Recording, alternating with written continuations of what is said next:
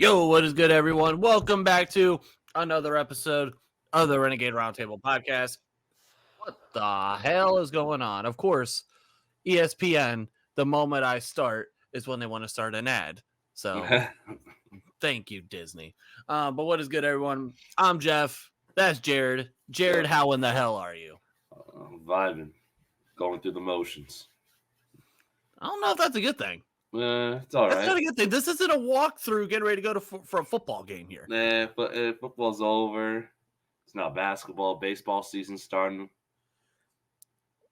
So you're ready to watch the Magic be a play-in team, if that, and then the Yankees just fall apart again? Is that what you're waiting on?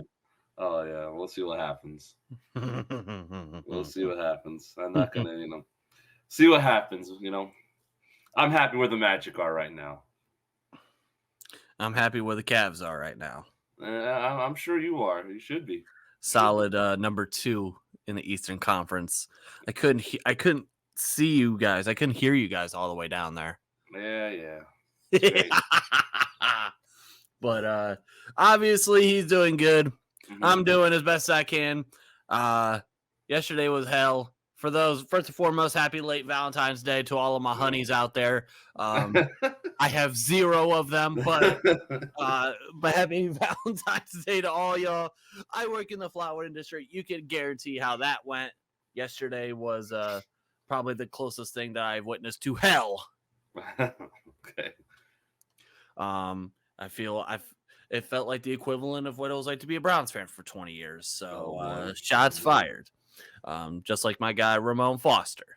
Damn. Shooting shots at the Browns because fuck you guys. All right, let's get started here. Let's talk about this damn Super Bowl for a minute. 25-22 final score. Only the second overtime Super Bowl in NFL history. In a game that started to look like a dud of a Super Bowl, turned out to be a pretty damn good one. Definitely did. You know what the Super Bowl reminded me of? Not to this extent, because I think this is one of the most underrated Super Bowls in history. This reminded me a lot of Super Bowl 38. Carolina, New England. That game started out as a dud. It started out, there was no scores until 2 or 3 minutes left in the second quarter. And then it just, from that moment on, it exploded. And that game ended up being a classic. Now, this game wasn't to that extent. No. But I do think this turned out to be a pretty damn good Super Bowl. A lot of people viewed in, which I think there is one possible reason why. Yep. And for the record, let me say this. Because the NFL and NFL fans, obviously there is such a split reaction between the Taylor Swift, Travis Kelce thing. Me personally, as a male, I love it. I love it. I love it for a multitude of reasons. I love it because A, you're bringing in new fans to the sport who wasn't watching it before. Mm-hmm. And B, I love just watching people get pissed off. It's great.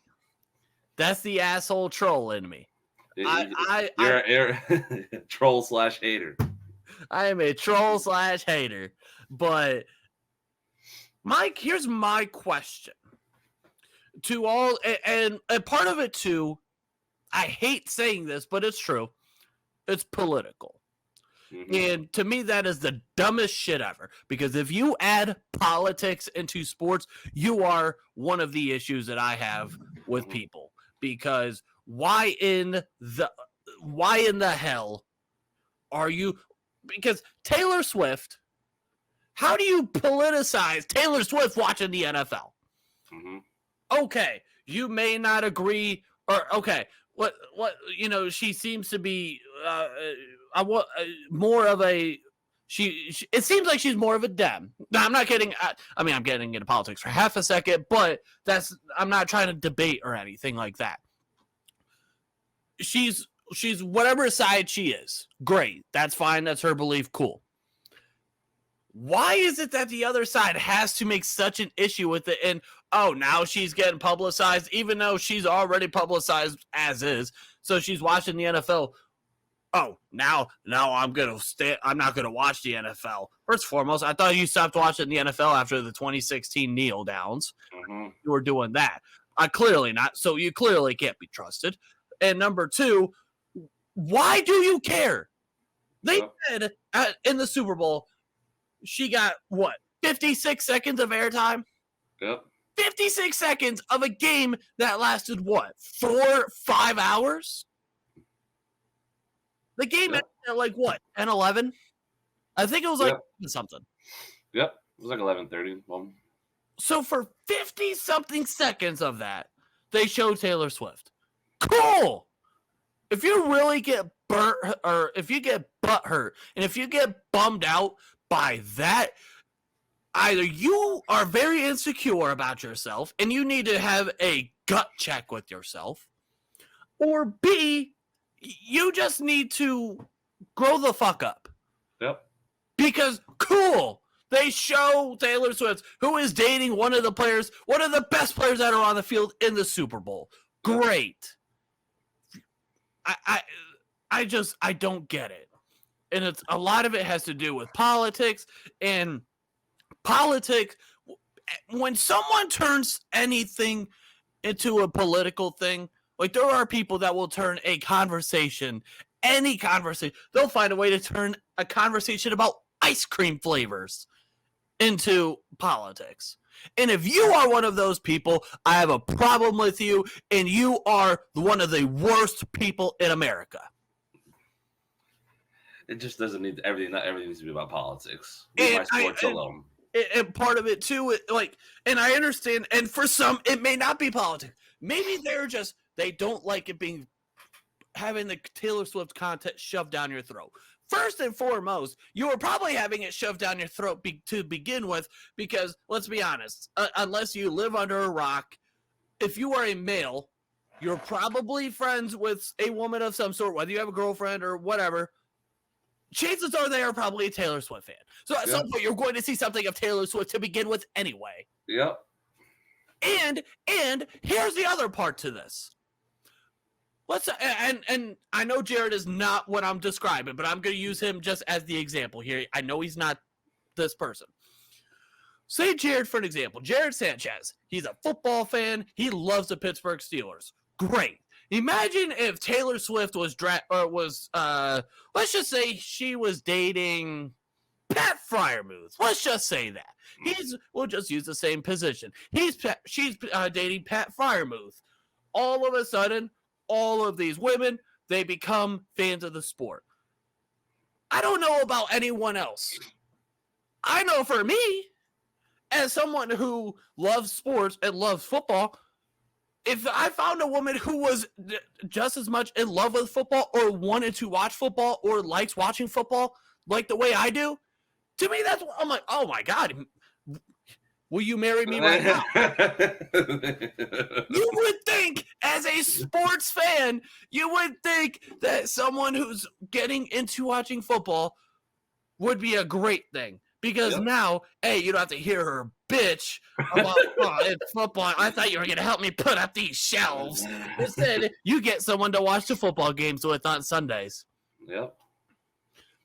But now, again, is this an insecure thing? Is this you think that you're that this should be just a man's sport, and you just want to pull out some of your internal misogynistic comments? Is that part of it? Probably. I just it's I understand that part of it too. Like on social media, for example, part of it is just getting engagement farming. I understand that part, but there are genuine people who believe and think about the things that I just said, and it's crazy to me. It was even crazier to me as I was telling Jarryd, I said I had to go on a rant today. That wasn't even it. That was just an impromptu rant I just went on. I still possibly have another one coming later on. It's over. I'm sure most of I just hated seeing too much content of it. You know, it was just shoved down our throats. That's the only complaint. But you know, you live with it. I wasn't gonna, express my comments on it. Go crazy, go hate against it. Doesn't matter. All right, so I had to get that out of the way. Let's get to the actual game now. Mm-hmm. So that game. So going into halftime, you thought to yourself, "Oh boy, Kansas City shot themselves in the foot. They're turning the ball over. They can't. They apparently everyone on their team is sponsored by Butterfingers because no one can hold on to the football, and it was just all bad.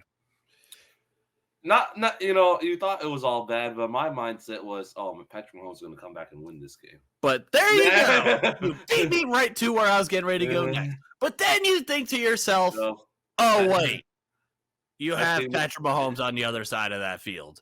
Yeah, you can't count him out. You saw that stat? What is it? Was it plus when it was down by 7? That record, like a winning record when he's down by 7. I didn't see it, but it doesn't surprise me. It's insane because when you have someone like that on the other side, you can never count him out. I saw something earlier today where some of the 49ers players were saying that he was just a quote unquote regular guy, pretty much calling him a jag, just a guy. Mm-hmm. Yeah. Yeah. Clearly you woke up you woke up the beast. Yeah. You woke up the beast and you got what was coming. And Kyle Shanahan was an idiot for taking the ball. I think that him not knowing the rules of overtime, I think that falls back on him more than anything, because why aren't you having your guys play? Clearly the other side was prepared. Yep. The other side was ready to go. They talked about it. They were prepared. They knew. But one side was not. And clearly that fucked him up. And you ended up losing. That's crazy. You just, you gotta know the rules. Postseason's different than the regular season. So, and part of it too, just with this overall game, is you would have thought that the way that San Francisco was able to run the ball pretty effectively, you thought that they would have rushed the ball. They would have rushed for more. In Kansas City? No. Kansas City outrushed San Francisco. Kansas City had 130 yards on the ground versus San Francisco's 110. Now, granted, 66 of those yards came from Patrick Mahomes, which he averaged 7. Which, by the way, that's such an I feel like that part of his game is underrated because of the fact that he's able to run. He's able to. He's not a burner. He's not Lamar Jackson by any means. But he's mobile enough to. He's mobile enough. He can hurt you. Mm-hmm. You to the point where you can't. He's not a statue. He's not a statue back there, so you can't just. He's not going to move. He's able to move, and that's part of what makes that offense, and that's what just makes him overall that much more dangerous. His arm talent obviously is incredible, but when you have that. Whew, man. But that was the thing, too, is outside of Mahomes, Pacheco wasn't able to get anything on the ground. They weren't able to do much of anything on the ground. Nothing. And Christian McCaffrey, now he only averaged 3.6 yards per carry, which that surprises me. Because I thought the way he was running, he was just running in gashes at times. I thought he was doing a lot. The first couple of, the first years, I thought you get going with them. But the one thing that I do like about San Francisco and what they did is they got Christian McCaffrey. He had 30 touches in that game. Wow. Which that is exactly what you need to do. You need to get him the ball. But the part that I did not like was George Kittle. Because they turned George Kittle into practically a 6th offensive lineman. He is one of your top offensive targets. And there's no reason why he should have 2 receptions for 4 yards on only 3 targets. There should be no reason. You should be fine. If you're Kyle Shanahan, you're one of the best play designers and schematic and being able to scheme guys open. You should be able to get George Kittle the ball more. Yep. And target him more and get him more open than And they got a lot of question marks. Yeah, it's the off season now. Things It is change. the off season for them. You can't run it back. Like Ayuk's a free agent. What's he gonna do? Yeah, you've seen it. I've seen it too. Yep.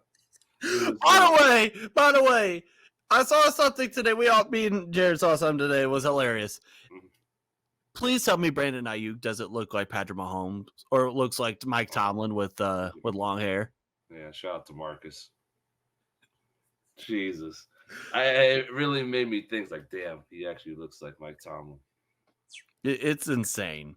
But yeah, overall in that game, first and foremost, also Dre Greenlaw, that sucked. That sucked to see that. I mean, but you know what? That incident right there shows that you can literally get hurt from anything. Mm-hmm. He was hopping and then running onto the field. And as I'm getting a FaceTime call, Justin, I will call you later. But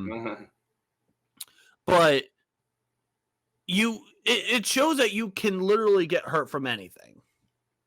And hope he has successful surgery today. Hope he's going to be good. Or he will be good. And it's going to be a long recovery for him, but hope none but the best for him and for his recovery there. And also prayers to the families affected in the Kansas City shooting. I did not get to see that until late last night. And when I saw that devastated me because once again, we can't have any fun in this country without something like that happening.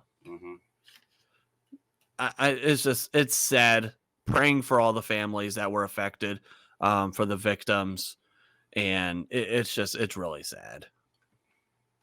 Yeah, you just got that, can't really you're not safe anywhere, is what it shows. Yeah, it's a sad thing, man. But yeah, prayers out to him, or prayers out to all of to everyone affected.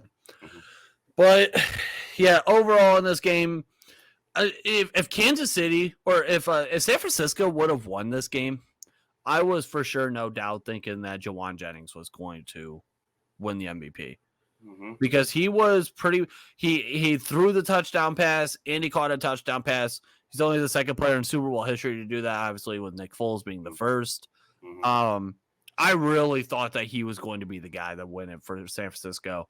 But obviously that didn't happen. Mahomes won his third, and dude's a 3-time Super Bowl champion. And let me ask you this. You think there's any way he gets to 7? Do you legitimately think he could get to 7? Mahomes? Because Tom Brady getting 7 Super Bowl rings is absurd. It is absurd to think that. Is there any legitimate shot you think that Patrick Mahomes could get to? There is. Well, I'm going to say it's unlikely right now. This is his third. 4 more to go. He's currently matched what Tom Brady had at his stage of his career. He's currently matched because they each had. I want to. Is this what 6th or 7th actual season starting? Close to it. Okay, this was his 6th season, if I'm not mistaken, and he's won 3, and Tom Brady won 3. Yeah. So he matches. We'll see. I think it's unlikely right now. It's, oh man, that'd be wild. And speaking of which, Patrick Mahomes and Kansas City are the first back-to-back since the New England Patriots of the 03-04 seasons. Yeah. But yeah, we're experiencing greatness. That means the script is they're not winning again next year. So that's all it shows. Oh boy. Okay. I need to get into another rant. Shout out to Jawan Jennings first, though. Won me $30. Non-player to throw a touchdown.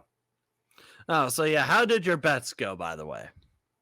I won $100, pretty much, which is pretty good. Listen, I take small bets for the win. Remember that $100 that I let you borrow? No, I'm just kidding. I'm just kidding. Wish I would have put more on that. Well, of course you wish you would have, because you obviously you won, but you know how this goes. If you would have bet more, you would have lost. Yep, exactly. You know how this goes. That was $1 to turn into 30. So, all right. Oh boy. I just want to know what rant is this. I just want to know what's going on. Okay. Baseball rant for half a second. So you guys see this first Yep. picture, right? It's a great picture. Versus the second picture. I'm guessing that second picture is today. I would say a little bit of a difference. Oh, yeah.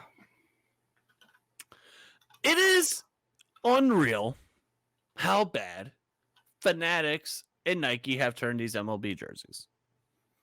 I have not bought an MLB jersey, like a legit one, in like 3 years. I think the last one that I bought was a Randy Johnson Arizona Diamondbacks jersey, because that jersey is sick.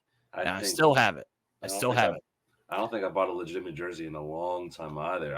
The latest is my Aaron Judge All-Star jersey. That's it. That is it. Who's overrated, by the way. Here we go again. All right. But here's my issue with Fanatics, MLB, and Nike. What is one of the biggest issues that we have with baseball or with the growth of baseball, is that people think it's boring and people don't enjoy watching it. Mm-hmm. Okay. There is another way, though, to grow the game of baseball without necessarily everyone watching. Mm-hmm. It's with merchandise. Yep. The hats, the jerseys, the shirts, this, that, and the third. And for an example, like the Yankees. Yankees are a global phenomenon brand. Doesn't matter where you go in the world, you will recognize the New York Yankees hat and that logo. Yep. Same with the LA Dodgers. Same with, let's say in the NFL, the Dallas Cowboys, or and the Los Angeles Lakers. And there are certain brands that are like that. But if there is a way that you can grow the brand and grow the sport, is by getting fans to wear the merchandise. Yep.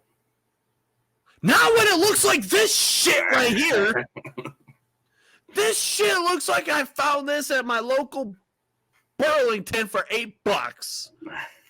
I said Goodwill. Even better. This actually looks legit. Now, granted, I understand that, yes, I say it looks great, and of course it's the players, so of course they're going to get the best quality. But just overall, even the player, like Michael Kopech here, his looks like something that you would have gotten at Target, at Walmart. Looks like something that you would have got from there. The shit looks cheaply made. The shit looks awful. And you know what's even funnier? It's the fact that they'll jack up prices even more for them. There's a reason why no one's buying these fucking things anymore. And It's pathetic. It's stupid. It's silly. And I was cool with MLB going to Nike. Yeah. But you knew that they would end up finding a way to fuck things up. And what the hell have they done? They have found a way to fuck things up. Because before, when it was Majestic, when they were making the jerseys, they were cool. You were actually getting decent quality, and they weren't going around changing the jerseys like it's the NBA. Yeah. And having 5 billion different jerseys. Yeah. I just, like, let's just go down. Is that the only one? Is there more of this? Ugh. That doesn't even look good. This man says he looks like a player's mom got the jersey on clearance at TJ Maxx.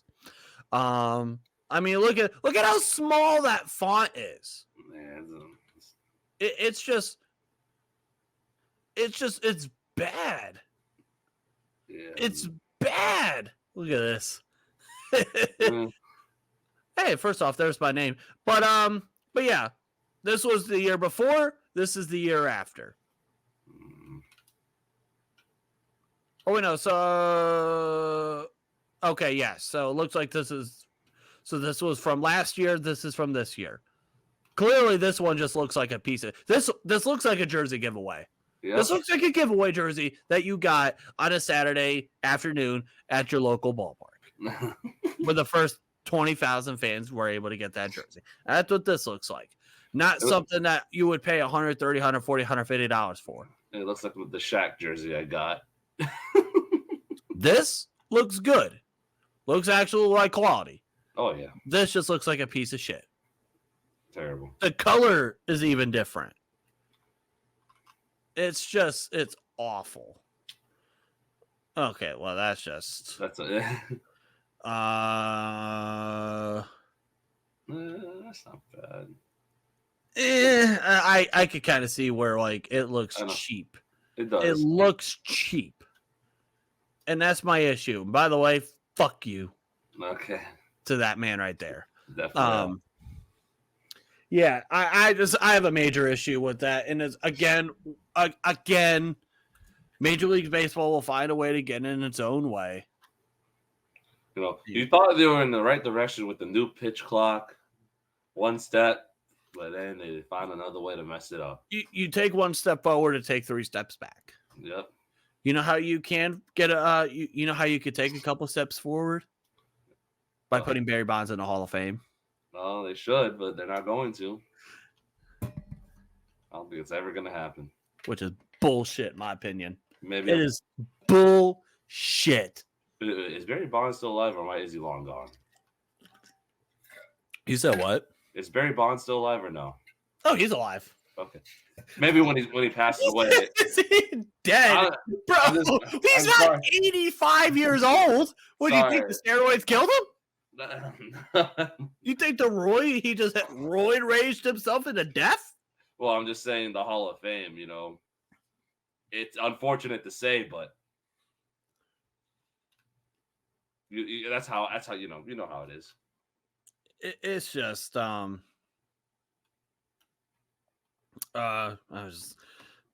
Jesus Christ, I look at my phone and I'm just getting new text every half a second. But yeah, overall, yeah, baseball just pisses me off. I mean, I will still watch, but yet again, I'm not the person that they're trying to go after, that they need to be going after. Mm-hmm. You are not the person they need to be going after because they got you. Yep. Because you root for that team. You root for the Cowboys of MLB. No, oh my God, here we go. Cowboys of MLB. That's fun. That's funny to say. Which I can't wait to see you guys get bounced again. Oh boy, we'll see what happens. And you know damn well you guys are getting bounced too. Nah, I don't know about that. We'll see what happens. Look at me in the eyes.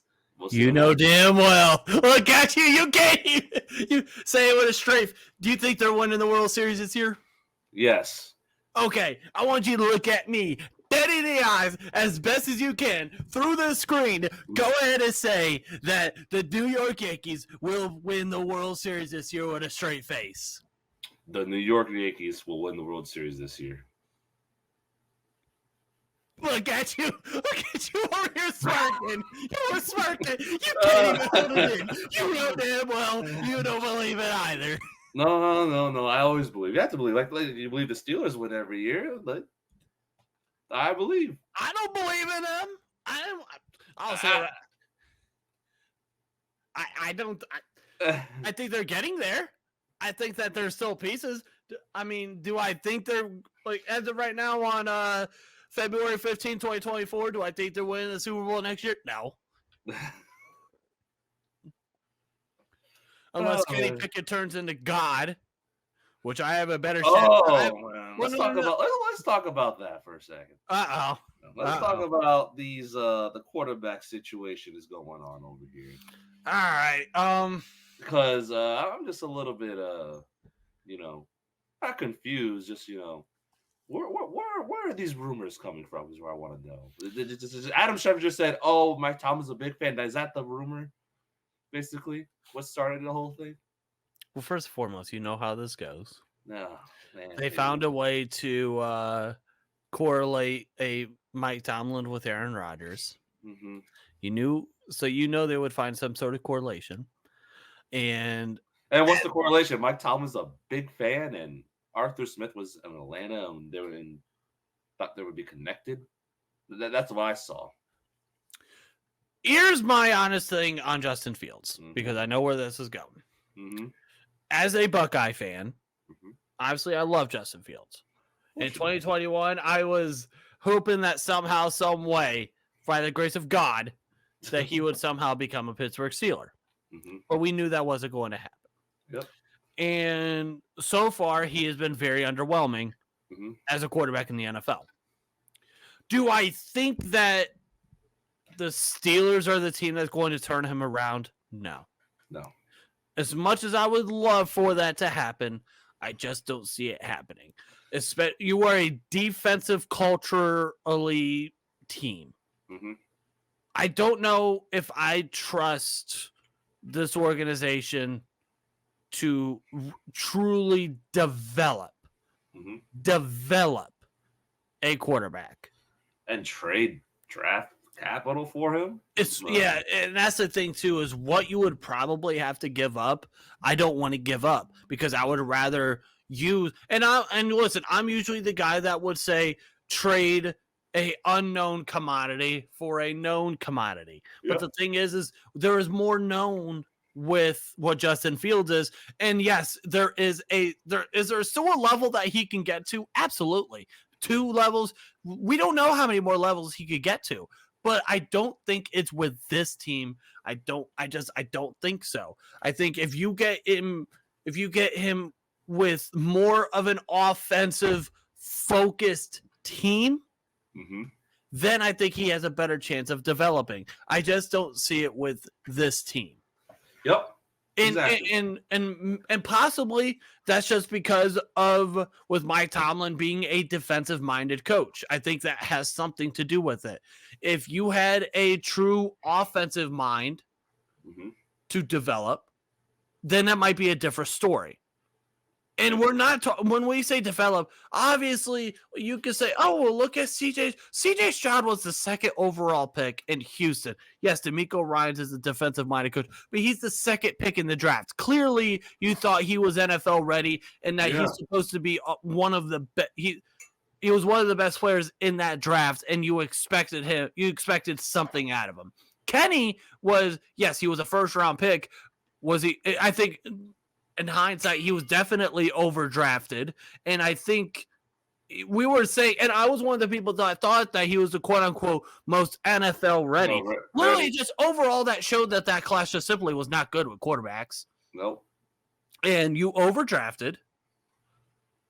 Yep. Hell, do you want to think of my theory? Now, in 2022, we had a 2nd round pick, right? We did. I believe if you really wanted to, you could have drafted an offensive lineman at pick number 22 and still been able to get Kenny in your 2nd round pick. Yep. And or if you didn't, and you had, let's say because in 2022 you signed Mr. Trubisky and you rolled with him. Clearly, you saw that his performance was not great. Nope. So, hey, what does that do? That could have possibly set you up for the 2023 NFL draft. Man. And you could have gotten someone in that class. Man. Just imagine that would happen.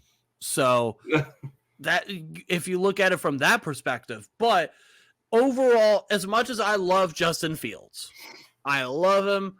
He's one of my favorite players in the league. I don't think with this team he would be great. And with the assets that you would have to give up, I would rather use those to fill a different hole, to fill a different need on the football team. Agreed. 100%. And knowing that you're pretty damn soon, you're going to have to pay him. Yep. Exactly. Like you have to pay him. It's like no question. You have to pay him basically. So that's just right now. I would say no. I would say no either, but I can't. And don't bet and don't look at the betting odds. Frauds. Just because we're favorites doesn't mean it's going to happen. And speaking of another quarterback that people are rumoring too, is Kirk Cousins. Mhm. Now, Kirk Cousins, you're going to have to pay for. Yep. You're going to have to pay. Now, Kirk Cousins, we know what he is. Yep. He's a fine quarterback. Yep. And I say fine. Not great. He's a good quarterback. I'll say that. I'll say he's a good quarterback. Yep. Is he the quarterback, though, that's going to get you over the hump, though? No. At 30 something, in your mid 30s, coming off an Achilles tear? No. No. No. At that point, I would truly rather have Kenny, where you're able to still pay him for cheap. Yep. Build and just go from there, rather than having and locking yourself down for a 35, 36-year-old quarterback that I don't think is the guy that's going to get you over the hump. Yep. What I think is going to happen is most likely, we're probably going to get Ryan Tannehill as the quarterback too. Which, by the way, some of my friends they laughed, they scoffed at that idea, but they don't realize that as a backup quarterback, it's good. It's not bad at all. He knows the system. He'll be able to help Kenny learn the offense. He'll be able to. Now, is Ryan Tannehill? Ryan Tannehill was good. Was never great, but he was good. But I think even with guys like that, you can take anything that you can take. Dude's been in the league since 2012. Yeah. So he's seen a lot of football. Anything that you could take from that, anything that you can learn from him, anything that you can take from him and be a sponge and just be a sponge of knowledge, anything that you could take from that, you should take all day long. And if he's there for cheap, because with Mitch Trubisky is gone. Presley Harvin is gone. There was a God.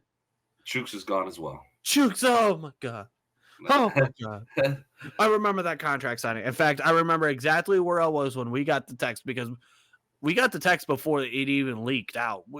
We knew about what was going on before it came out. And I remember I was going up the escalators at a Cavs game because it was on my birthday. I remember that. I remember the exact spot I was at. We were slowly starting to rise up, and we were still at the very low level. Look at my phone. Oh, we just extended Chooks.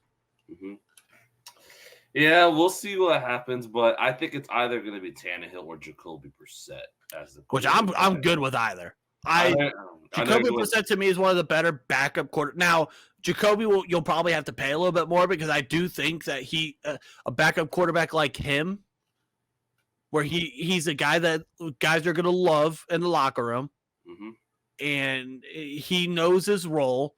He understands, and I think guys like that are good, and I think you would pay a little bit of a premium for him, but I think that's not bad, though.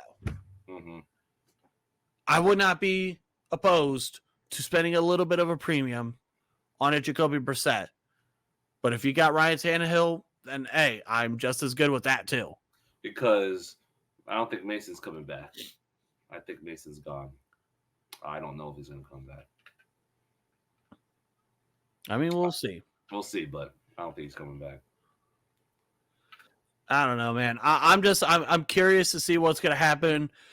Free agency is going to start in just about a month, so we get that, and I'm very excited to see where this goes. I'm excited to see what Omar Khan's going to do in his second free agency. It's huge. This is huge, because I think last year in free agency we were very excited at the volume that he was of guys that he was able to get. I think there were maybe one or a couple guys that didn't perform as well, but I think over the course of time, I mean, Landon Roberts was not bad at all. No. Isaac Seumalo, I think he started out struggling, but he came on. And then obviously there's so many others. I like Cole Holcomb a lot. Cole Holcomb before he got hurt. I mean, overall, they had completely revamped that off-ball linebacker room with Quan Alexander, Landon Roberts, and Cole Holcomb. Now, obviously, two of those three got hurt, but they were playing some good ball. Hopefully we get Quan back. I would like to have Quan back for one more year, if possible. But we'll see what happens. But yeah, I'm excited to see what he's going to do, and then obviously with the draft coming up, we have a little over a month, or we have a little over 2 months to the NFL draft. Which, by the way, just so you guys know, we talked about this on last episode. We'll talk about it again, and I'll announce it even more on social media. Next week, it's going to be a very heavy draft show, as we're going to be joined over by the guys at draft412.com.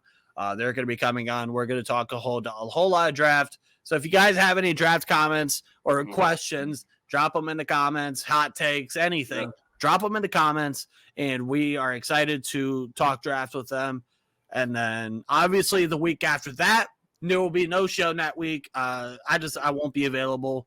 I'm being a part of a production. But then March 7th, mock draft, baby. Yes, sir. Mock draft 1.0.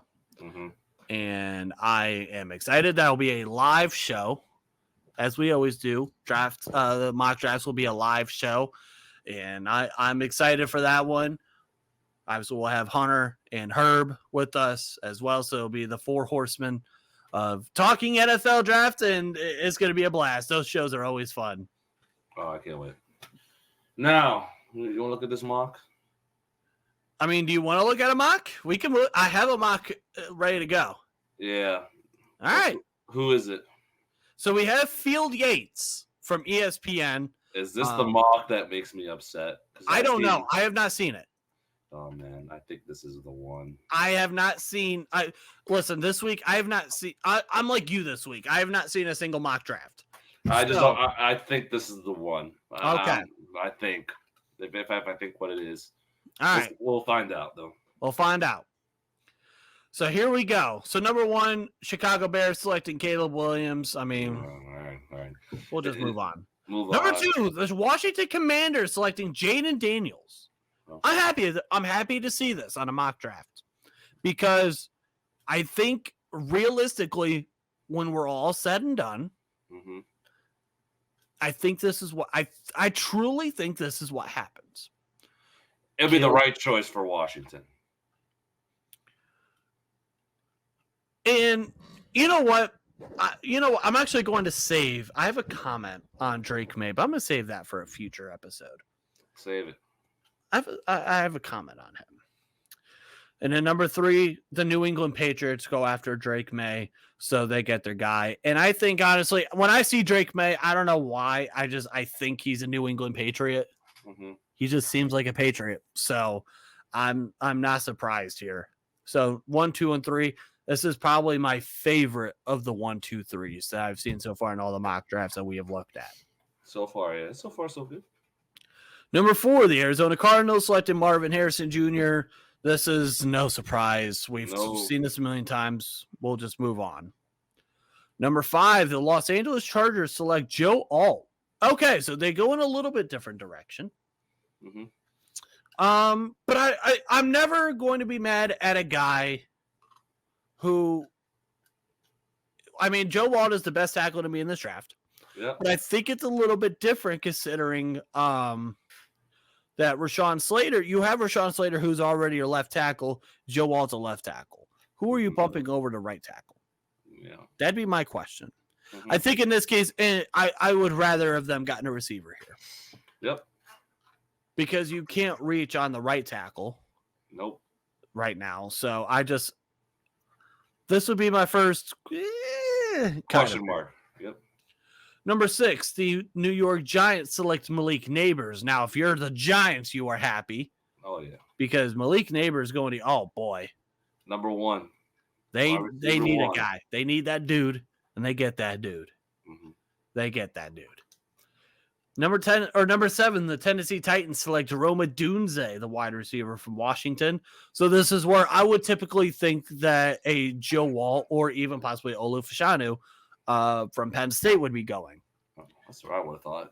But obviously in this case, Joe Walt is gone. They must not think that Olu Fashanu is the guy that they're interested in. So what do? They go and get Will Levis a weapon. Yep. So if you look at it from that perspective, I'm not mad at that pick. Nope. Especially considering that I don't know how I feel about Olu. Mm-hmm. No, you're right. 100%. Number 8, the Atlanta Falcons select Dallas Turner. Watch, I like this pickup for them. I thought last year they were going to go. I thought last year they possibly should have went with a defensive end or an edge rusher of some sort. They didn't, and so now they get Dallas Turner, who I'm not going to say he's a consensus pass rusher one, but he's up there for sure. Surprised not a quarterback. Huh? Kind of surprised it's not a quarterback. I think the conversation is intriguing, but you got to remember too, they're going to be in the running for Justin Fields as well. That's true. And let's not forget about the possibility of Russell Wilson. That's true as well. So we got to remember that when it comes to some of these teams. Mm-hmm. Number 9, the Chicago Bears get Leatu Latu, the edge rusher from UCLA. So they get the number 1, they get the quarterback, and now they get the premier pass rusher. Mm-hmm.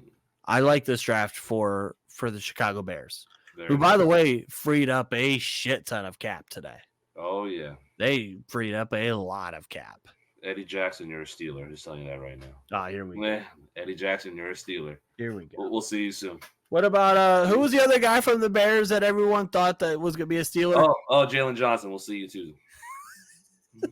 Jalen Johnson, you're Pittsburgh Bears. Here we go. Honestly, Jalen Johnson and Eddie Jackson, easy. Here we go. Easy money. Starting to sound like me.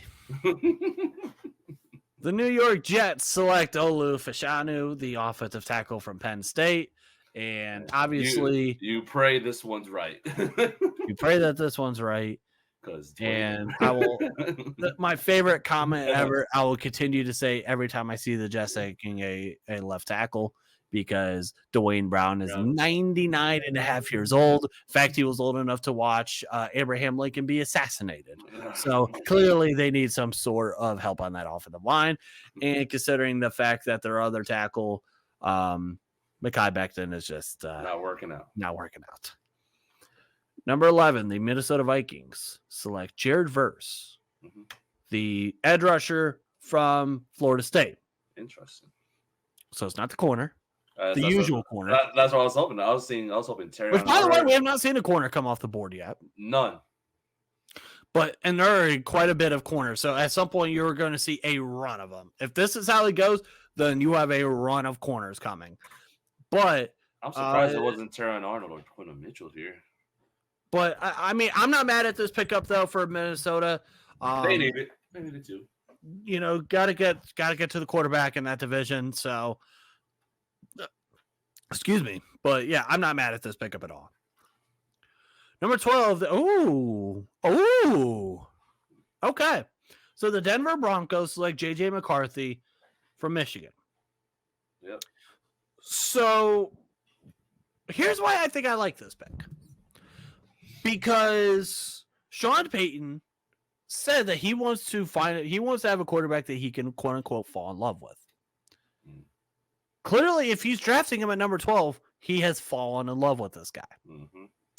And it will be his guy that he can develop and he can turn into. And like I said, J.J. McCarthy is a guy that I've started to grow on a little bit over the course of time. A winner. He's a winner. He's obviously won a national championship. Dude's a really good kid. I hate the school that he goes to, but I mean, that is a damn good school overall. And I don't mind. I like this pick for them. It's interesting. I think, okay, we'll see what happens at our pick. I think this is the one. I think because I remember JJ McCarthy at this pick. Let's wait till we get there. To scare me. Let's wait till we get there. You're starting to scare me. Let's wait till we get there. Okay, here we go. Number 13, the Las Vegas Raiders select Byron Murphy, the defensive tackle from Texas. I think the Raiders are pissed. I think they're pissed at the fact that JJ is gone. Yep. but overall, they need help on the defensive line. They need to be able to stop the run, and they get someone else to go along with Max Crosby on that defensive line. Yep. So you get that. Number 14, the New Orleans Confusion Saints select Tyler Guyton. We see them go all over the damn place. No idea. You throw a dart and pick one for the Saints. Now, obviously, he says that Ryan Ramczyk has been dealing with a knee injury that could force him into retirement. Oh, wow. And that's big because Ryan Ramczyk is a damn good tackle. And then Trevor Penning has struggled since being taken in the first round just 2 years ago. So if you now, obviously, I don't watch a whole lot of Saints football. Totally admit that.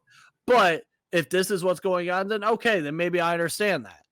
Yep. So, hey, all right, I'm not too mad at that. Number 15, the Indianapolis Colts select Terrion Arnold, the corner from Alabama. I'd be happy with this pick. Be very happy. I yes and no, but it's the best player available on the board. Yeah. I'm not upset. You know, it's a name that we have not seen yet. It's Brock Bowers. Yep. And I thought I'd been here too. I mean, his value has literally have gone from as high as 5 to the Chargers to as low as whatever the hell he goes in this draft. Mm-hmm. So things are getting interesting. Speaking of the devil, did not see Brock Bowers going to the Seattle Seahawks. Nope. But I'm not mad at it. Not mad at it either.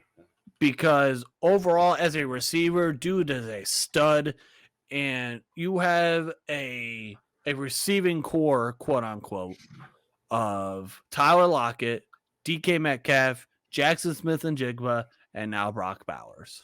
That's good. It's very good. That's not a bad thing to have if you're in Seattle. That's very good. Number 17. Oh, no. Oh, no. Already. Is this what you were talking about? No. Oh, no. Okay, well, let's talk about it. I don't remember this pick, actually, so it's when we get there.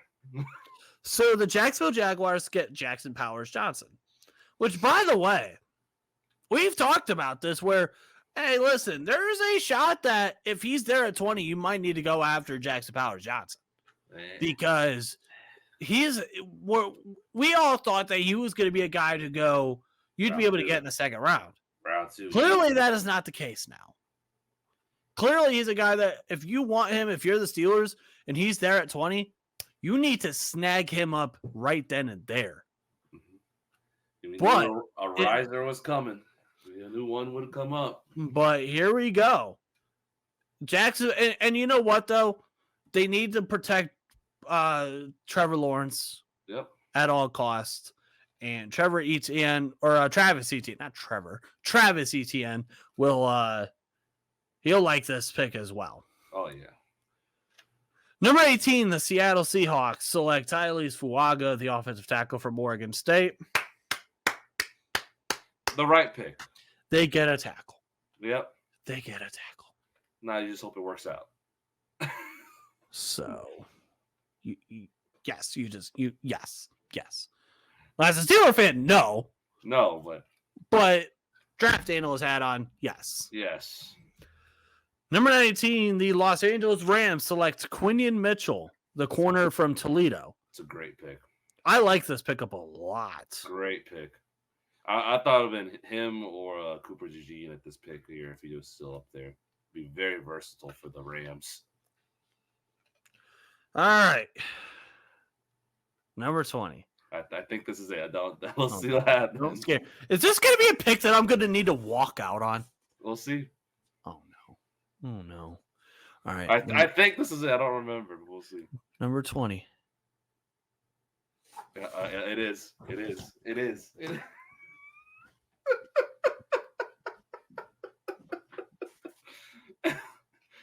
Oh, he did. It was Field Yates. It was that one. Excuse me? Excuse me? Yeah, he's the one. He's the one who did it. Excuse me? Mm-hmm. Field Yates. I got beef with you now, bud. I knew it's coming. Because of what the fuck am I looking at? What the hell am I looking at here? Oh my god. Yeah, it's the one. I would rather become a Michigan Wolverine fan. And let me know. Am I off base here? Am I missing something? Who the hell knows? He might end up being a great quarterback. We could go back and look at this, and this ends up on freezing cold takes. Yep. Who knows? But as of now, what the hell? Have we not learned from having 75-year-old rookie quarterbacks already? Did we not learn that? Or are we just going to have the definition of insanity? yeah, I was not happy with this. Because I saw this on X. I'm surprised you didn't see it, but when did you post it? Or when was it posted? it had to be this week. Well, there you go. I really wasn't on social media that much this week, so. It had to be like Monday or maybe over the weekend. I don't remember. Oh, man. I just, oh, Jesus. It's just such a bad pick here. And you know what, though? There will be part of the fan base who will love this pick. And I will hate that. I mean, good Lord. Until you prove me wrong, but. Yeah, I would rather be proven wrong in this case than. Yeah. Oh, Jesus, Lord have mercy. Okay. Now, after that atrocity of a the Miami Dolphins select Troy Fautanu, the offensive lineman from Washington. They clearly need some sort of help on that offensive line, whether it was a tackle, whether it was a guard or something. They needed that. And I still can't get over this damn Bo Nix pick, okay? Trust me, it's not good. The Miami pick is fine. I got no issue with that, but let me scroll. I need to get away from. I need to stop seeing it. Number 22, the Philadelphia Eagles select Nate Wiggins, the corner from Clemson. Good pick. Yeah, they need a corner badly, and I think overall as a guy. Obviously there's flaws in every player. I think he's going to be really good for them if he ends up going to Philadelphia. But yeah, you have your two corners are old. Yep. So you need help. You need to get younger there, and that's exactly what you get. Speaking of a corner, number 23, the Houston Texans select Ennis Rakestraw, the cornerback from Missouri. I like this now, obviously, pairing him up with Derek Stingley. Hey, now you get D'Amico Ryans. Now you got him feeling something. Yeah, I like this a lot for them too. I like this. Number 24. Oh, hello.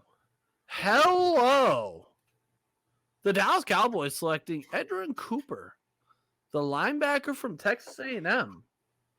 So this is the first off-ball linebacker I have seen coming in the first round of a mock draft. Period. So this is intriguing. But when you start to get to this level of the draft, it could be a crapshoot. Yep. Anything. It could be a crapshoot. So, hey, this is interesting. This is a shocker to me. Yeah. Shocker's number 20 still. Oh boy, number 25, the Packers selecting Cooper DeJean, the corner from Iowa, and we've seen quite a bit of mock drafts go with Cooper DeJean to Green Bay. That'd be a great fit for them too. Which now means it ain't happening. So if you're a Green Bay fan, sorry. So Riley, my boy Riley, you're a Packers fan. That means you ain't getting him. So that means he's going somewhere else. Number 26, the Tampa Bay Buccaneers select Graham Barton, the guard / center from Duke. I like this pickup for them too because Ryan Jensen was his name, right? The guy that Yeah. just recently retired from them. Yeah. So he just recently retired from Tampa Bay. So now they have a hole there on that interior of that offensive line. And now you're able to fill that with Graham Barton there. Yep. So It's a great pick. number 27, the Arizona Cardinals select J.C. Latham, the offensive tackle from Alabama. So now in this case, you'd be able to kick Paris Johnson to the left side, to his natural position. Now you have two natural positioned tackles, Yep. which in that case you like.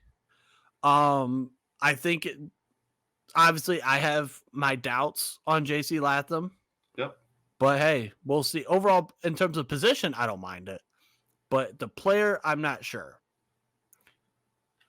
Number 28, the Buffalo. Oh, Jesus. Oh, God. This is a pickup. Mm-hmm. This is a pickup. Wow. Hey. It's a good pick. Buffalo, hey. But you know what, though? They need this because of the fact that Gabe Davis is a free agency. Don't think he's coming back. Nope. They need to get someone else because I think with Stephon Diggs, we're slowly starting to see the decline. Yep. Slowly. So you need to get he's still good, but you need to get someone to help take the load off of Stephon Diggs. And I think if you get a Brian Thomas and if you're able to get maybe another mid-level receiver, Khalil Shakir there is nice. Mm-hmm. But I think if you're able to get just a mid-level guy to add into that, I think that'll open things up a little bit more for Buffalo. Like a Tyler Boyd. Don't give them ideas like that. Well, if I'm thinking as a manager. Sorry. Yeah, don't give them ideas. Number 29, the Detroit Lions select Darius Robinson, the edge rusher from Missouri. Now, what this pick is interesting. I don't mind anything on the defense. I don't mind. Mm-hmm. Whether it's an edge rusher or someone on the back end. Mm-hmm. I think you could go with a multitude of guys. Yep. If you're going to go with a D line here, you can go with a multitude of guys. And so overall with the position, I don't mind this pick at all. Nope. But I mean, when you look at the edge guys, Dallas Turner's gone, Latu is gone, Jarryd Verse is gone. I mean, you still have guys like Chop Robinson, Adisa Isaac, Braylon Trice, Landon Jackson. So I mean, you have a numerous name of guys that you can go with here. Number 30, the Baltimore Ravens select Kamari Lassiter, the corner from Georgia. So obviously, in this case, this is someone that I did not have on my first round radar, who he is now, after today. But I mean, overall, when it comes to Baltimore, you typically trust who they draft. Yep. And they need help on the back end. I think they would have liked to got a receiver here too, but I'm not sure if there's a receiver that they would like in this scenario. Yep. But we'll see. Number 31, the 49ers select Amarius Mims, the offensive tackle from Georgia. Now, this is interesting. So Trent Williams, who is still a hell of a left tackle, is 36. But you get Amarius Mims, who is a right tackle. So we obviously, as Steeler fans, we would have loved this pickup at 20, but we had to deal with that atrocity that was known as Bo Nix. But in this case, you get Trent Williams, who's still the best tackle in the NFL. Yep. And Amarius Mims. Hey, that's not bad at all. Nope. Not bad at all. And then number 32, the Kansas City Chiefs selected Donnie Mitchell, the wide receiver from Texas. Yes. A receiver. The receiver. I mean, they just overall they need help at the in terms of giving Mahomes pass catchers. I mean, you have Travis Kelce, who he is up there in age. Yep. But then after that, you had Rashee Rice, who was nice. After that, they didn't really have a guy. Like, they didn't really have anyone. Yeah, and they had the issues with that position all year long. Looking at you, Kadarius Toney.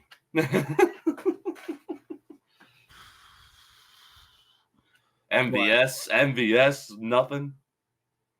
I mean, yeah. Exactly. But there's that. So there's your mock draft of the week. And hope you guys enjoy. And if you guys did, smash that like button, hit the red subscribe button, drop a comment. And until then, hope you guys have a wonderful weekend. I will be having a wonderful weekend because I've officially gotten back into NASCAR. You got the Daytona 500 this weekend. Getting my my Caucasian redneck out of me again. UFC fights this weekend. Ilya Tuporia versus Alexander Volkanovski. Tuporia is about to absolutely obliterate Volk. Yeah, it's about to happen. That's going to be good Lord. In fact, let me look at the rest of the card real quick. So then you got Whitaker versus Paulo Costa. Fuck Paulo Costa, so Robert Whitaker will win. Ian Gary versus Jeff Neal. I would not be surprised if Jeff Neal ended up shocking Ian Gary, but I think Ian Gary ends up winning that. Mm-hmm. And then you got Marab versus Henry Cejudo. That's a hell of a matchup. Wow, Marab ends up winning that, though, I think. Yeah, he does, though. And then round number 5, you have Roman Kopylov versus Anthony Hernandez. That name is pretty close to Aaron Hernandez. So I'll go with him. And then I think my favorite matchup of the night, I think for obvious reasons, Amanda Lemos versus Mackenzie Dern. I think I know why as well. But yeah, till then, hope you guys have a wonderful weekend. Stay safe. Go Steelers. Fuck the Browns. Fuck the Bengals. Fuck the Ravens. Fuck the Yankees. Fuck the Magic. Fuck UCF. And hope you guys enjoyed the NBA All-Star game. But until then, have a great week. Peace out.